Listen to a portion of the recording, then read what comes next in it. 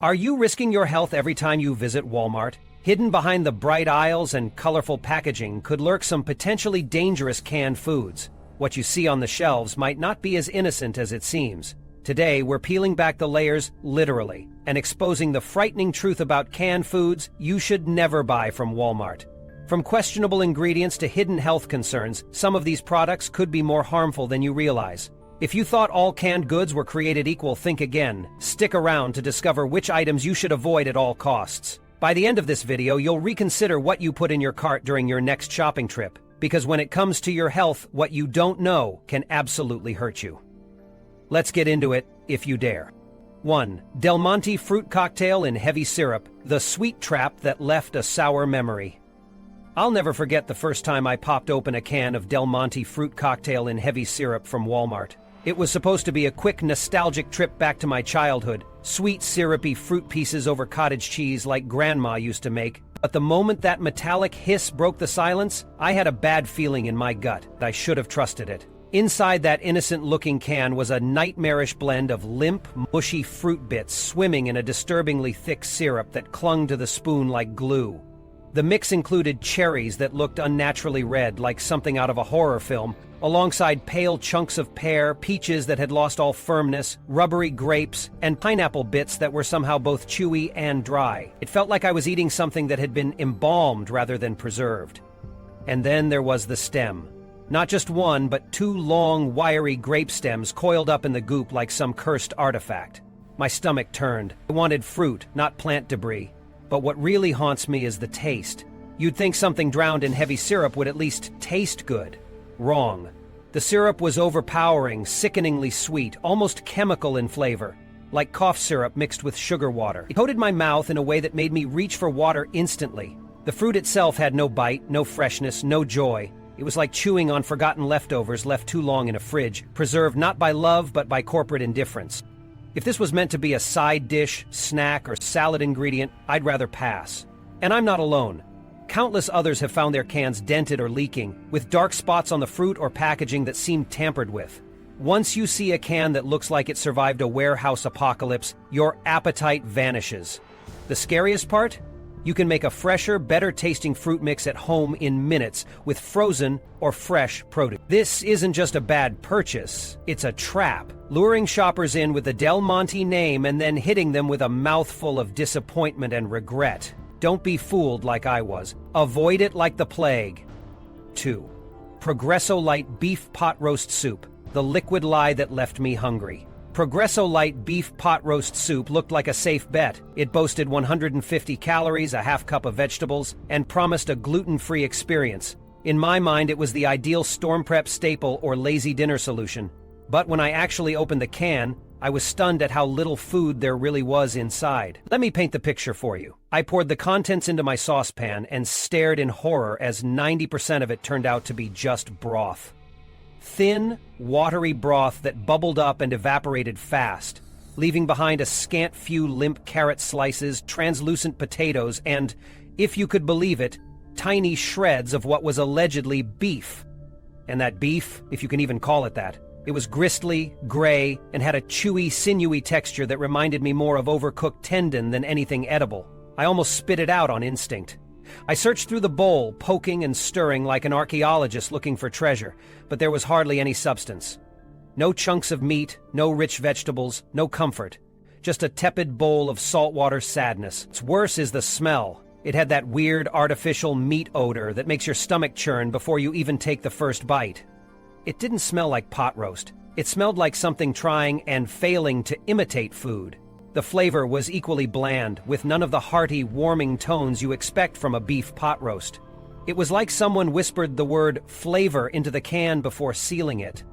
And I'm not the only one who had this reaction. A quick glance at online reviews revealed dozens of other angry customers who felt cheated. "Where's the meat?" one asked.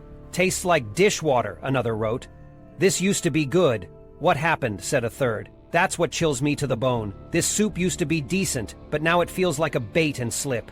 They kept the branding, trimmed the calories, and gutted everything that made it satisfying. It's like a ghost of what it once was. If you're hungry and want something nourishing, this can will only disappoint you. I'd rather eat toast than suffer through another bowl of this watery nightmare. 3. Campbell's Chunky Soup, baked potato with steak and cheese. The smell alone will haunt you. When I picked up Campbell's Chunky baked potato with steak and cheese soup at Walmart, I thought I was in for a hearty, indulgent treat. After all, it had a 4.1 star rating, and Campbell's usually gets it right. Don't they? Oh, how wrong I was. The moment I opened the can, something felt off. I was hit with a wave of smell so rancid and wrong, I had to step back. It wasn't cheesy or meaty, it was almost sour, with an undercurrent of something synthetic and spoiled. I checked the expiration date 3 times. It wasn't expired, that made it even worse. This was how it was supposed to smell. Still, I heated it up, thinking maybe things would improve once it was warm. They didn't. The soup had the consistency of wallpaper paste, thick and lumpy but somehow still runny. I dipped my spoon in and found barely any steak pieces at all. In fact, I had to really dig to find any meat at all, and what I uncovered looked more like fat-covered cartilage than steak. The potato chunks were mealy, disintegrating on contact. And the cheese? I use that word loosely. It was more like a plastic-tasting orange film that coated my tongue and refused to wash away. It tasted like someone blended cafeteria leftovers and left the mixture in a microwave overnight. I couldn't even finish half the bowl. I felt nauseated, not just from the taste, but from the realization that this is being sold right now to unsuspecting shoppers looking for comfort food. And here's the kicker. Despite its decent star rating on paper, this is one of the lowest rated canned items on Walmart's own website. Review after review mirrors my experience. Customers complaining about the revolting smell, the lack of actual steak, the overwhelming saltiness, and the off-putting texture. Yet somehow it remains stocked on the shelves like a cursed relic from a time when people didn't know better. The truth? This soup is a culinary horror story. A wolf in sheep's clothing. You see the Campbell's name and think it's a guarantee of quality, but not here. This variety is an abomination that somehow made it past quality control and straight into your pantry. And once it's in there, it lingers, not just on your shelf, but in your memory. 4. Dinty Moore Beef Stew, the can of regret I'll never open again. If there's one can I truly wish I had never opened, it's Dinty Moore Beef Stew. You'd think something that's been around since the Great Depression would have earned its place on our pantry shelves, but after what I experienced, I wouldn't even serve this to someone I hated, let alone myself. I remember cracking open the can and being immediately hit with a salty, metallic smell. Still, I was hungry and needed something quick, so I dumped it into a pot. That's when the horror really began. What poured out looked more like beige sludge than stew. There were a few pale carrots, a couple of potato chunks hanging on for dear life, and thin, pathetic scraps of beef swimming in what I can only describe as greasy gravy soup. I stirred it and hoped it would taste better than it looked, but the first spoonful was like a tidal wave of sodium crashing into my mouth. I checked the label in disbelief. 990 milligrams of sodium per serving. That's 40% of your entire daily limit in just one small bowl. And trust me, it tasted like it. It was so salty I couldn't even detect the other flavors. The broth burned going down and left me parched for hours afterward.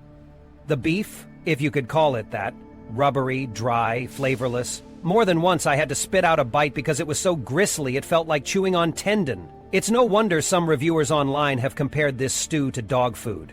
Honestly, I've seen better consistency in canned pet meals.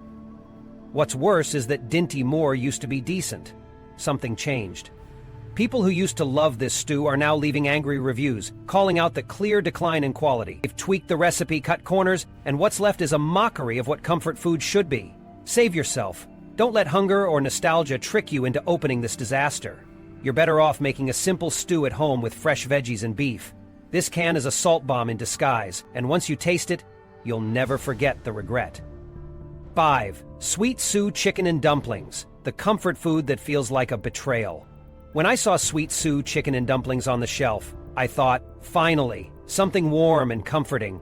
It called itself America's Favorite, and the image on the can looked like something out of a southern grandmother's kitchen. I imagined tender chicken, soft dumplings, and rich hearty broth. I was so wrong. From the second I opened the can, I felt like I had made a mistake. There was no smell of home-cooked chicken, no cozy aroma of buttered dumplings or savory stock, just an off-putting, watery scent that reminded me of dishwater left too long in the sink. I poured it out and stared at the contents in disbelief. The broth was so thin it practically evaporated as I stirred. There was barely any chicken to be found, just stringy bits floating in a bland liquid void. And the dumplings? Oh, the dumplings, if I could call them that. They were like soggy lumps of undercooked dough with a weird rubbery texture and no flavor at all. They didn't melt in your mouth, they just sat there, heavy and wrong. I tried to season it, salt, pepper, even a dash of hot sauce. Nothing helped. It was like trying to revive something already dead. The entire dish was flat, flavorless, and deeply disappointing. I wanted comfort food and got something that felt like an insult. Online reviews echoed my experience, people calling the dumplings the worst they've ever had, others saying they couldn't even finish half the can. That 3.7-star rating, it's generous. And the scariest part is how deceptive the marketing is. America's favorite should come with a disclaimer. Only if America has completely lost its sense of taste. Don't fall for the label. Don't be fooled by the branding. Sweet Sue's Chicken and Dumplings is not comfort food, it's culinary betrayal in a can. And the only thing it left me with was regret. 6. Great Value Chili with Beans, the budget meal that burns twice. I'll admit it. Walmart's Great Value Chili with Beans looked like a decent deal. I was trying to save a few bucks and thought, how bad can it be? It's chili. Chili is one of those dishes that's hard to screw up, right? Wrong. So wrong. When I cracked open the can, the smell wasn't too bad. Standard chili aroma with a hint of spice. But as I heated it up, things started to go sideways. The chili thickened into an oddly gelatinous goop with beans floating in a murky red swamp. I stirred and stirred, trying to find the beef. What I got was maybe a tablespoon's worth of greasy, overcooked mystery meat that broke apart into mush the second I touched it. I took a bite, and it hit me hard. Spice, with no flavor. Like someone dumped an entire jar of cayenne into a base of tomato paste and forgot everything else. It was so one-dimensional it almost burned, but not in a good way. It wasn't a warm kick, it was a harsh, unpleasant sting that lingered on my tongue and made my eyes water. And then came the texture. The beans were mealy and inconsistent. Some were overcooked and falling apart, while others were still firm and gritty. The meat, if you can call it that, had a texture somewhere between rubber and wet cardboard. Every bite was a gamble, and not one of them paid off. What terrified me most, though, came later. Let's just say the burn doesn't stop in your mouth. This chili came back to haunt me, in waves of stomach pain and heartburn that left me curled up on the couch, swearing I'd never eat canned chili again. And I'm not alone. Other customers online have described it as too spicy for no reason, a bad joke, and inedible. One reviewer even said, "This isn't chili, it's punishment." And I agree. Walmart's budget label may promise savings, but this chili costs you in other ways. If you value your taste buds and your digestive system, steer clear of this abomination. Great Value Chili with Beans is a one-way ticket to regret, and no amount of crackers or cheese can save it. 7. Old El Paso Traditional Refried Beans, a can of chemical nightmares. Let me set the scene. I was prepping for a taco night, craving those comforting, cheesy, spicy, Mexican-inspired flavors. I'd grabbed Old El Paso Traditional Refried Beans from Walmart without a second thought. After all, it's a trusted name, right? Wrong. That little yellow can should have come with a warning label. The moment I opened it, something was off. Instead of a hearty, earthy bean aroma, I was hit with a strange chemical stench, like plastic mixed with aluminum and old mop water. My stomach turned, but I convinced myself it might just be the can smell and that cooking would fix it. I poured the beans into a saucepan. They slid out like watery sludge, way too thin, like they forgot the refried part altogether. Instead of the thick, creamy consistency I expected, the beans were runny, pale, and unsettlingly slick. I stirred and stirred, trying to coax them into something edible. But nothing changed. The texture remained gloopy, oily, and lifeless. Still trying to salvage my dinner, I took a small bite. Instantly, my tongue recoiled. It wasn't just bland, it had a weird aftertaste, almost like paint thinner. That chemical smell I noticed earlier, it was in the flavor too. It tasted processed to the point of destruction, like someone tried to preserve it for 50 years and forgot about taste entirely. I checked the ingredients. Pinto beans, water, and spices. But whatever spices they claimed to include must have been left at the factory. There was no flavor, no richness, no warmth, just a lingering synthetic taste I couldn't get rid of for hours. I brushed my teeth 3 times that night. Digging deeper, I found online reviews echoing my horror. People are noticing a change in the recipe. It used to be better, but now it's watery, flavorless, and weirdly artificial. Some even wondered aloud if they got a spoiled batch. I didn't. It just is that bad now. Bottom line, these beans ruined taco night. They ruined my night, and they might ruin your stomach too. Avoid this chemical experiment disguised as food. Trust me, refried nightmares don't belong on your plate. 8. Great value French-style green beans, the side dish that should have stayed in the can. I've learned a lot from my canned food misadventures, but nothing could have prepared me for the eerie blandness of great value French-style green beans. I wasn't expecting gourmet quality, just a basic, dependable side dish. What I got instead was something I wouldn't feed to a pet rabbit. At 50 cents a can, I should have been suspicious, but I figured, hey, they're just green beans, how bad could they be?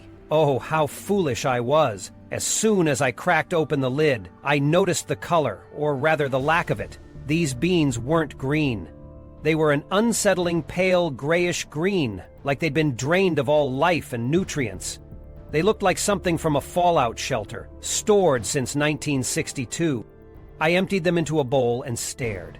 Limp, soggy slivers of bean drifted in murky water. No salt, no seasoning, no aroma. Just that metallic tang that screams you're going to regret this. I microwaved them anyway, hoping for redemption.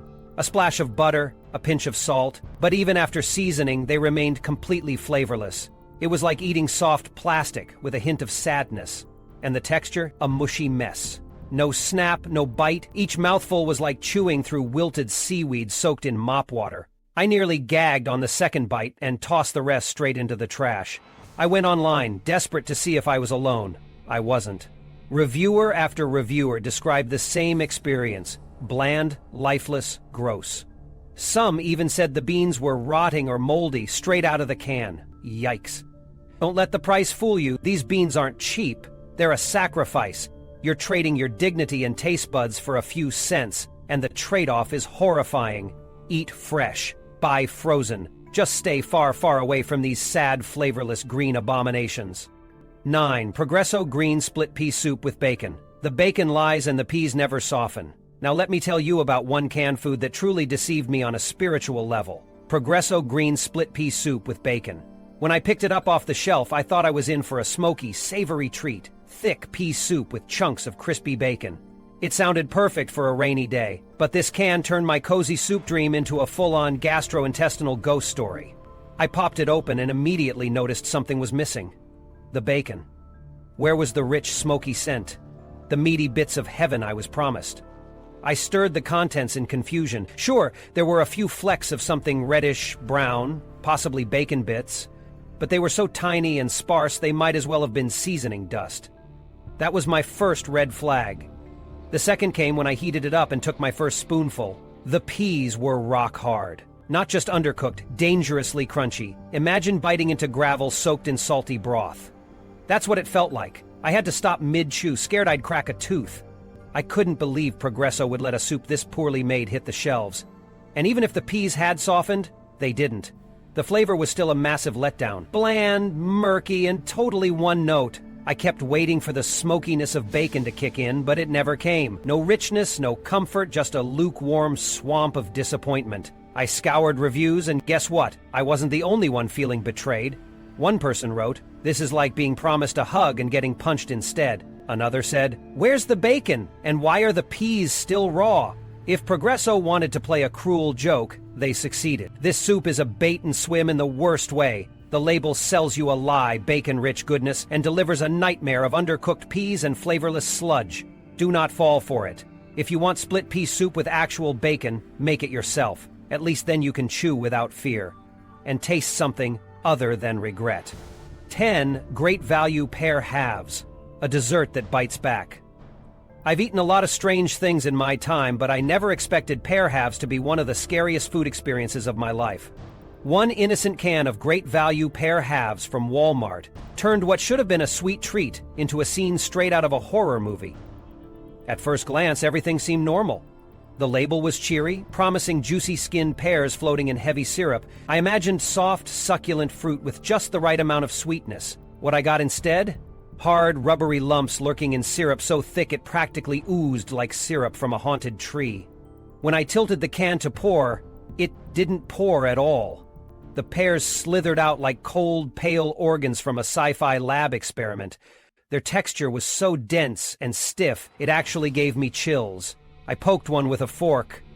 I bit in, hoping it would melt on my tongue like a ripe pear should. Instead, I nearly chipped a tooth. It wasn't just firm, it was rock hard, with the unsettling chew of undercooked poultry or worse, raw chicken fat. Each bite was a reminder that something had gone terribly wrong in the canning process. These weren't fruit slices, they were pear-shaped bricks, masquerading as dessert. To make matters worse, they were drenched in heavy syrup, an overwhelming sweetness that coated my throat like hot glue. I could feel my teeth protesting with every bite. There was no balance, no subtlety, just a sugar bomb wrapped in the body of a fruit imposter. I looked online to see if anyone else had experienced this disaster, and I found I wasn't alone. One reviewer wrote, "I thought I had gotten a bad batch until I realized this is just how they are, like biting into a soggy rock." Another compared them to alien eggs in taste and texture. Yikes. Moral of the story? These pear halves aren't a shortcut to dessert, they're a shortcut to regret. If you value your taste buds and your dental work, steer clear. Eat a fresh pear or buy a better brand. These ones belong in the trash, not your fruit salad. 11. Progresso Traditional Broccoli Cheese Soup. A cheese nightmare you can't wake up from. Let me be real with you. Progresso Traditional Broccoli Cheese Soup sounds like the ultimate comfort food. I imagined something creamy, rich, and cheesy, with tender bits of broccoli in every spoonful. But this cursed can, unleashed something far darker into my kitchen. The first sign something was wrong, the moment I poured it out, it hit me. Instead of a smooth, creamy soup, a watery, pale liquid splattered into the pot like something out of a sewer line. The cheese was barely visible, just a weak yellow tint, swirling like forgotten paint. Still, I heated it up. Maybe it would thicken. Maybe the flavor would surprise me. Maybe I was overreacting. Nope. The first spoonful nearly made me gag. It didn't taste like cheese. It didn't taste like broccoli. It tasted like dirty dishwater mixed with gym socks. I'm not being dramatic. That was the flavor. Salty, stale, and somehow sweaty. I don't know how a soup can taste musty, but this one did. And the texture? Don't get me started. It was both slimy and gritty, like someone blended expired Velveeta with a mop head. The broccoli chunks were either mushy to the point of disintegration or chewy like dried sponge. There was no in-between. After just 2 bites, I felt queasy. My stomach was warning me, this isn't food, it's a health hazard. I dumped the rest in the sink, where it clung to the drain like it didn't want to leave. Even the garbage disposal choked on it. Later, I found online reviews echoing my horror. "Smells like old socks," one person wrote. "I thought it had gone bad. Turns out, it's just Progresso." This isn't a soup. It's a trap. If you're craving broccoli cheese, make it yourself, or at least choose another brand. This one will haunt your taste memory for days. 12. Libbys 100% Pure Canned Pumpkin. The holiday horror you didn't see coming. Pumpkin pie, pumpkin bread, pumpkin spice everything. For me, canned pumpkin is a seasonal staple, the golden base for all things cozy and delicious. So, when I grabbed Libbys 100% Pure Canned Pumpkin at Walmart, I was expecting the usual smooth, rich puree I've used for years. Instead, I opened the can and unleashed an orange nightmare. First glance, it looked off. The texture wasn't creamy. It was gritty and wet, like damp sand mixed with baby food. It didn't have that vibrant orange hue of fresh pumpkin. It was dull, almost brownish, like it had been sitting there since last Thanksgiving.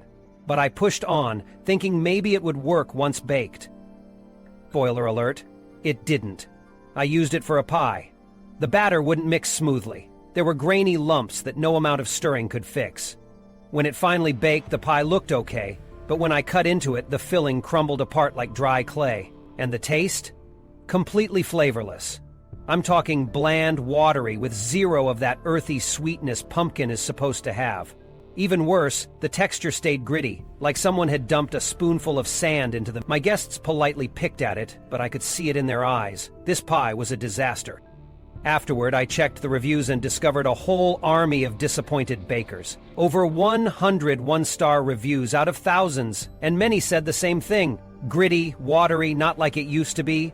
One person even said, "Ruined my Thanksgiving pie after 20 years of using Libbys." Ouch. This isn't just about a can of pumpkin, it's about ruining cherished holiday traditions with a product that's lost its quality. Once a trusted name, Libbys seems to have slipped, and I learned the hard way. Trust me when I say this, if you want your holiday treats to taste like home, don't gamble on this can. There are better options out there. This one belongs in the back of the shelf, collecting dust, where it can't hurt anyone else.